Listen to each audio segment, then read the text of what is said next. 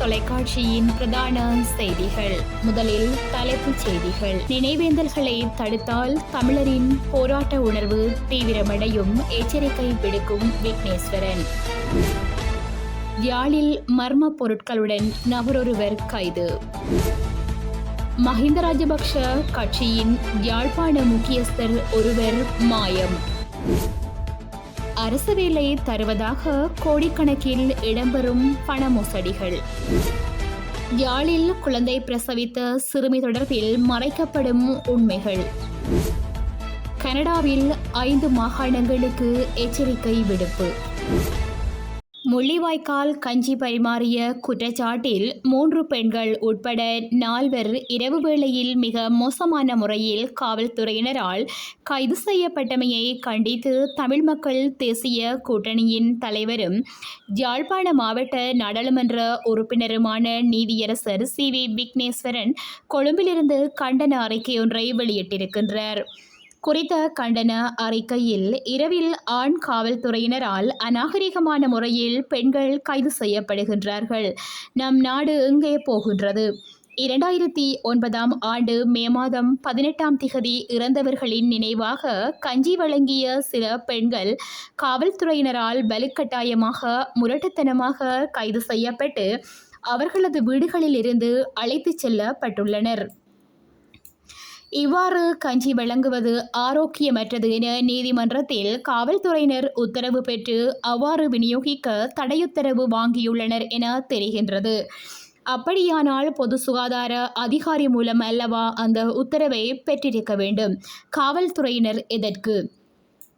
அம்பிகா சத்குணநாதன் அம்மையார் கேட்டது போல் மே தினத்தை ஒட்டியோ அல்லது வெசாக் தான தினத்திலோ காவல்துறையினர் அத்தகைய தடையுத்தரவுகளை பெறுவார்களா? 2009ஆம் ஆண்டு மே 18ஆம் திகதியை ஒட்டிய காலத்தில் இலங்கை இனவாத அரசினால் ஒப்பேற்றப்பட்ட இனப்படுகொலையை மூடிமறைக்கும் அப்பட்டமான முயற்சியே இது.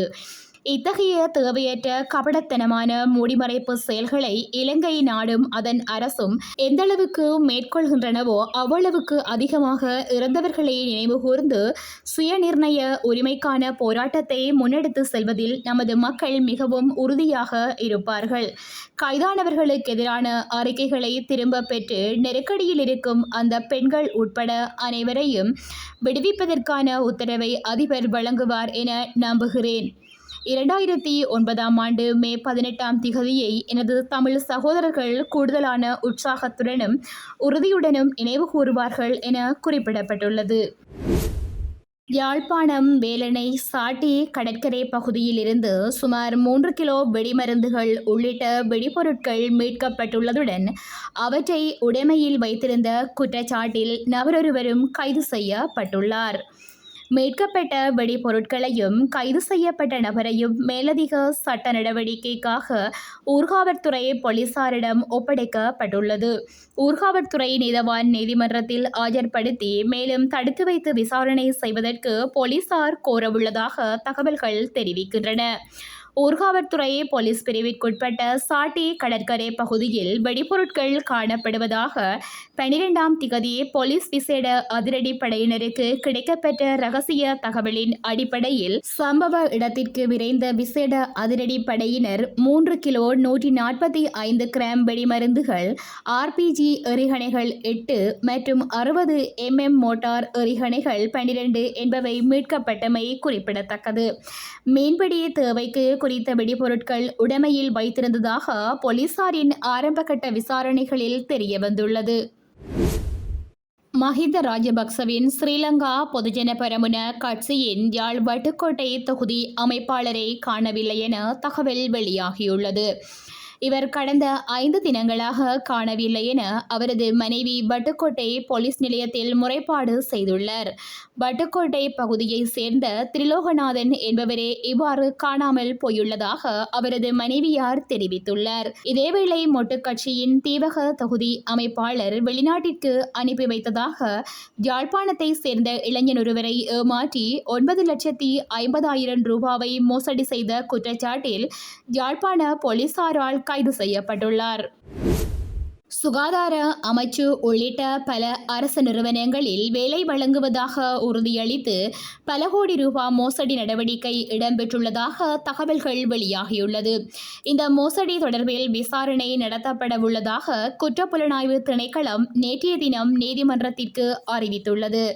குறித்த மோசடி சம்பவம் தொடர்பில் மேலும் தெரிய வருகையில், வேலைவாய்ப்பு மோசடி சம்பவத்துடன் தொடர்புடைய சந்தேக நபர்கள் மக்களிடமிருந்து பல கோடி ரூபாய் மோசடி செய்துள்ளதாக குற்றப்புலனாய்வு திணைக்களம் நீதிமன்றில் தெரிவித்துள்ளது.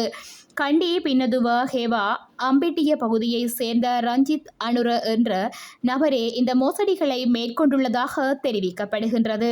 இந்த விடயத்தை குற்றப்புலனாய்வு திணைக்களத்தின் விசேட புலனாய்வு பிரிவு பிரதம போலீஸ் பரிசோதகர் நளினி திசாநாயக்க கொழும்பு பிரதான நீதவான் நீதிமன்றில் தெரிவித்துள்ளார். மோசடி நபர்களை பொதுமக்கள் யாரும் நம்ப வேண்டாம் என்றும் பணம் கொடுத்து ஏமாற வேண்டாம் என காவல்துறையினர் எச்சரித்து வரும் நிலையில் இவ்வாறான சம்பவங்கள் தொடர்ந்தும் இடம்பெற்று வருகின்றமை குறிப்பிடத்தக்கது. யாழ்ப்பாணம் போதனா வைத்தியசாலையில் குழந்தை பிரசவித்த 15 வயது பாடசாலை மாணவி தொடர்பான தகவல்கள் எதுவும் இதுவரை வெளிவரவில்லை என குற்றச்சாட்டுகள் எழுந்துள்ளன.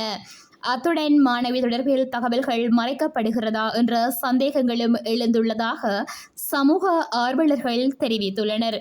குறித்த சம்பவம் தொடர்பில் மேலும் தெரிய வருகையில், கடந்த வார இறுதியில் யாழ் போதனா வைத்தியசாலையில் 15 வயது பாடசாலை மாணவியொருவர் வயிற்றுவலி காரணமாக அனுமதிக்கப்பட்டுள்ளார்.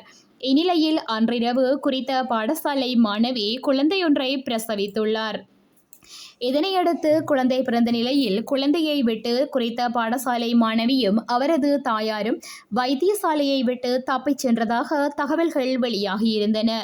இது தொடர்பில் வைத்தியசாலை நிர்வாகத்தினர் காவல்துறையினருக்கு முறைப்பாடு வழங்கிய நிலையில் காவல்துறையினர் விசாரணைகளை மேற்கொண்டு வருகின்றனர். எனினும் தப்பியோடிய பாடசாலை மாணவி இதுவரை கண்டுபிடிக்கப்படவில்லை. குறித்த மாணவியை தகாத செயற்பாட்டிற்குட்படுத்திய சந்தேக நபர் யார் என்ற தகவல் வெளிவராத நிலையில் மாணவி தொடர்பில் தகவல்கள் மறைக்கப்படுகிறதா என்ற சந்தேகங்களும் எழுந்துள்ளதாக சமூக ஆர்வலர்கள் தெரிவித்துள்ளனர்.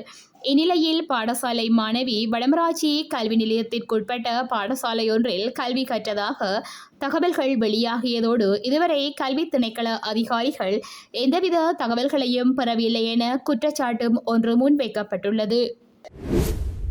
கனடாவின் 5 மாகாணங்கள் மற்றும் ஓர் பிராந்தியத்திற்கு எச்சரிக்கை விடுக்கப்பட்டுள்ளது. காற்றின் தரம் மாசடைவு குறித்து இவ்வாறு மக்களுக்கு எச்சரிக்கை விடுக்கப்பட்டுள்ளது.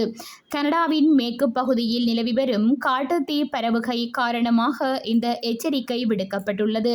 British Columbia, Alberta, Saskatchewan, Ontario, Quebec மாகாணங்களிலும் வடமேற்கு பிராந்தியத்திலும் காற்றின் தரம் மாசடைதல் குறித்து எச்சரிக்கை விடுக்கப்பட்டுள்ளது. கனடாவில் காட்டுத்தீ பரவுகை பருவகாலம் ஆரம்பமாகியுள்ளது. தற்பொழுது கனடாவில் சுமார் 90 இடங்களில் காட்டுத்தீ பரவியுள்ளதாகவும் இதில் 12 இடங்களில் நிலவி வரும் காட்டுத்தீயானது கட்டுக்கடங்காதவை எனவும் தெரிவிக்கப்படுகின்றது. இத்துடன் செய்திகள் நிறைவடைகின்றன.